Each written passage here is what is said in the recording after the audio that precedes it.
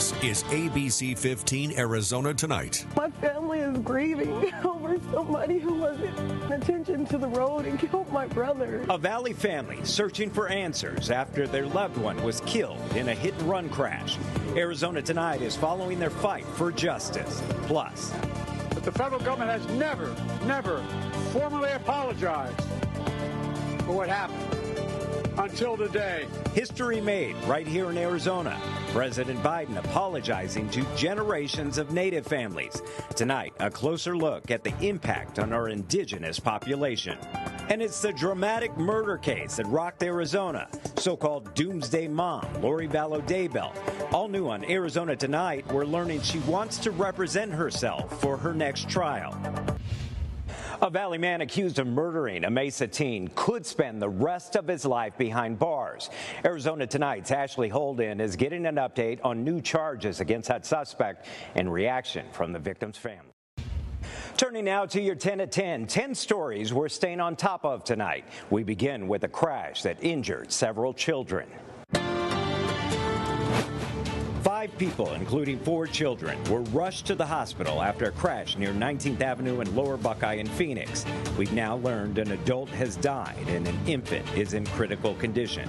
We'll continue to bring you the latest updates on ABC15.com. Number 2, who killed Rachel Hansen?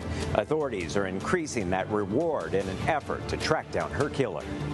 We want justice for Rachel, and so we're just hopeful that everybody working together can reach that goal. Silent Witness is now offering $15,000 to anyone with information that leads to an arrest. We've covered the Rachel Hansen case extensively here on Arizona Tonight. The 19-year-old was found shot and killed in her Gilbert apartment more than 2 years ago. Cold case cracked. That's story number 3. Phoenix police shared this video as they arrested the suspect in a murder that happened 26 years ago. The suspect was wanted for years after being linked to the 1998 murder of Sarah Carr. Investigators say they tracked him down to Mexico. He's now back in Arizona to face charges. Our 4th story tonight, a brand new wound care clinic is now open in Phoenix for people experiencing homelessness. Unfortunately, people in the heat will pass out and they end up on the pavement for periods of time, and they end up with pretty significant burns. Nonprofit Circle the City opened that clinic, funded in part by donations and grants.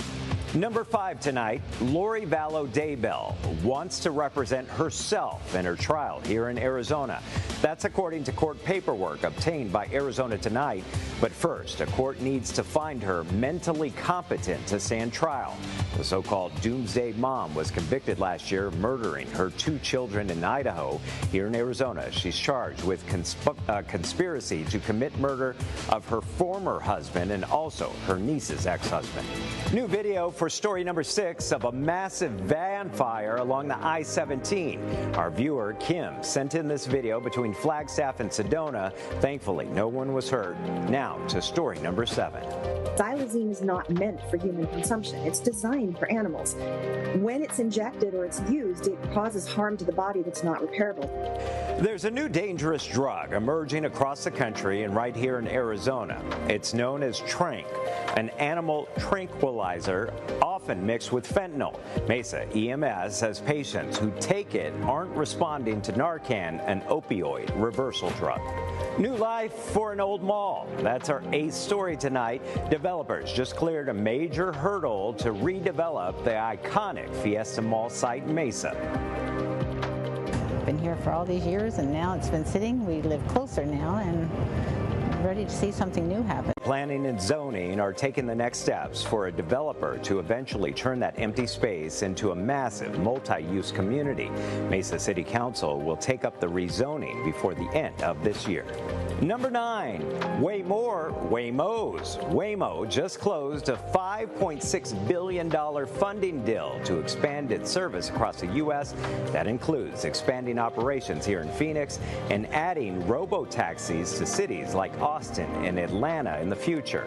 Now to story number 10. I'm not here as a celebrity. I'm not here as a politician. I'm here as a mother. A mother who cares deeply about the world. Beyonce campaigned for Vice President Kamala Harris today in Houston. The rally focused on reproductive rights.